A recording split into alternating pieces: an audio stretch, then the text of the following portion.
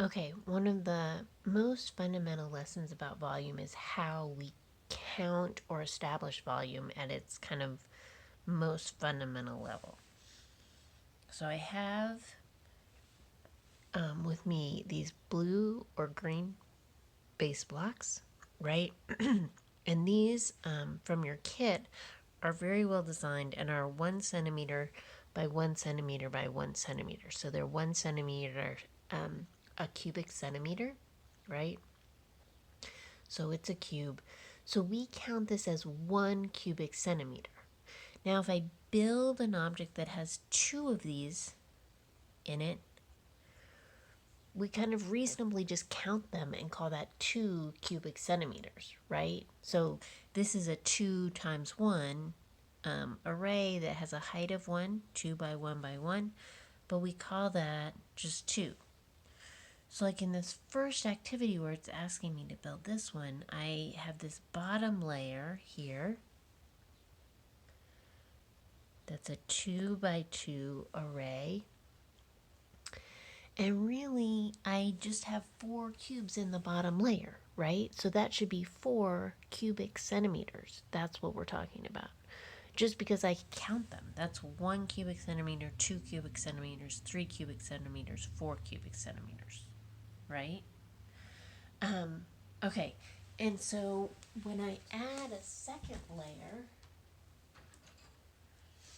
and maybe I want to write down here. So let's say this is 4 and cubic centimeters. I'm thinking in my head the math notation that's like this, the centimeter and the cube, right?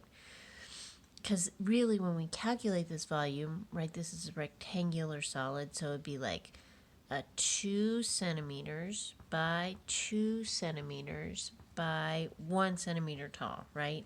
And so I get 2 times 2, I multiply like pieces. 2 times 2 is 4, times 1 is just 4. And then a centimeter times centimeter times centimeter gives me centimeters cubed because the exponents are repeated multiplication, right? Okay, so then when I have a second layer and even a third layer on top of that, for rectangular solids or for solids where I can just put these, and maybe I'll turn this on its side so also you can see it, right? So like I've built this big object.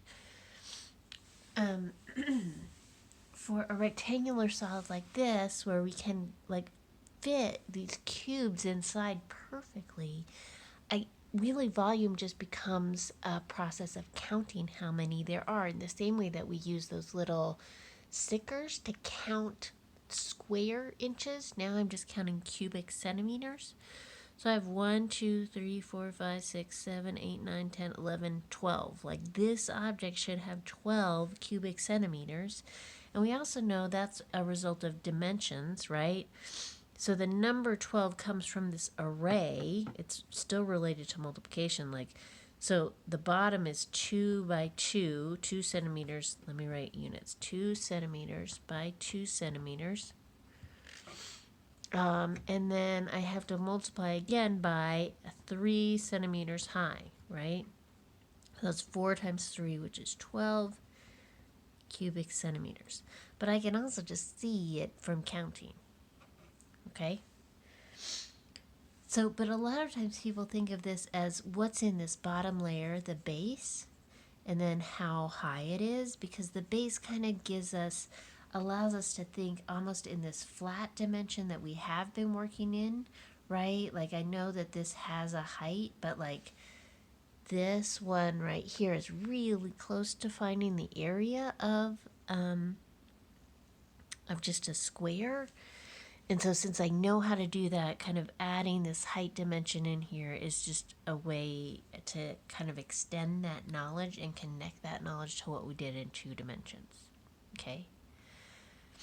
So then you'll build a few more objects and count how many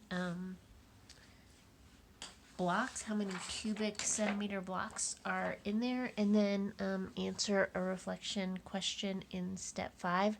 But these are all prisms, right? They have consistent cross sections. if I knew how many blocks were in these but did not have consistent cross sections, I could do that, but I couldn't easily maybe get a formula. So we're talking about, again, trying to develop a volume formula for these sorts of objects. The prism is a very simple three-dimensional object that allows us to kind of create a very simple formula for volume. And as those objects get more complex, then the formulas for them get kind of noticeably more complex, or we need to do different sorts of investigations to figure them out. Okay, let me know if you have questions.